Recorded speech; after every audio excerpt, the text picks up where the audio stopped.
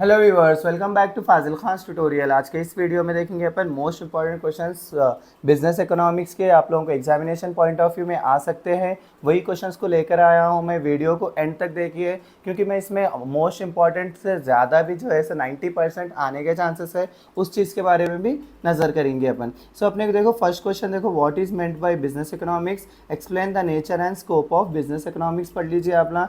Next जो है define utility, explain the law of diminishing marginal utility, explain the law of equimarginal utility, distinguish between micro and macro economics। सो अगर just पास होना चाह रहे हैं अपना, ज़्यादा आंसर्स नहीं पढ़ सकते बोले तो ये दो आंसर्स के ऊपर फोकस करिए। देखिए इन दोनों में से एक आंसर डैम श्योर आने के चांसेस रहते हैं हर टाइम। 90% चांसेस रहते हैं, 10% इधर उधर हो सकता है, उसीलिए मैं उसके साथ साथ दो एक्स्ट्रा क्वेश्चंस भी दे रहा हूँ, आप लोग ट्राई कीजिए। नेक्स्ट क्या है अपने को, यूनिट 2 से define the law of demand and it's exception along with the help of demand schedule and diagram। ये क्वेश्चन मोस्ट इंपॉर्टेंट है।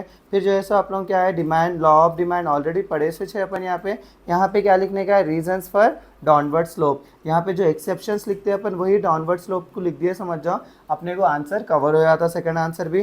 थर्ड आंसर क्या है अपना, price elasticity of demand, explain it's type. अगर आप ना ये दो भी पढ़ लिए, समझ जाओ जस्ट पास होने वाले बच्चे हैं, समझ जाओ इनमें से आने के चांसेस 90% रह सकते हैं।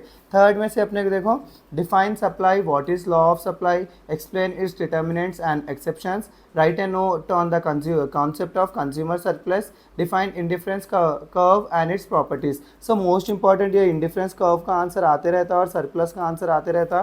सो ये दो आंसर्स आप लोग परफेक्ट कर लीजिए और ये आंसर को भी अच्छे से देखिए क्योंकि ये क्या है, डिमांड के इसी रहता है, आप लोगों को सप्लाई के बारे में लिखने का रहता।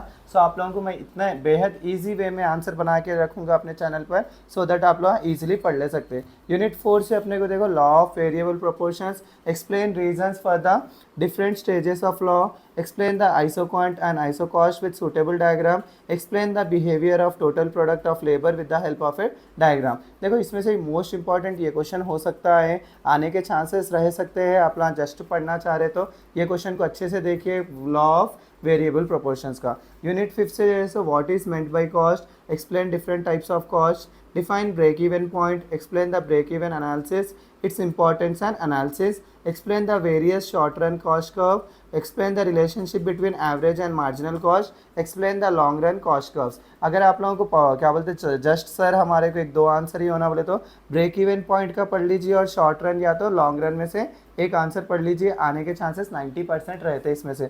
सो जो बच्चे 9 के ऊपर लाना चाह रहे हो, मैं जितने आंसर्स दिया वो अच्छे से पढ़ लिए तो डैम श्योर इसमें से आप लोगों को हर चैप्टर में से आंसर्स अटेंड कर सकते हैं। अगर ये लॉन्ग भी पढ़ लिए, समझ जाओ 90% इसमें से ही शॉर्ट में आएंगे। सो इसी के साथ मेरा आज का वीडियो यहीं ख़त्म करता हूँ। Please do like, share and subscribe to Fazil Khan's tutorial.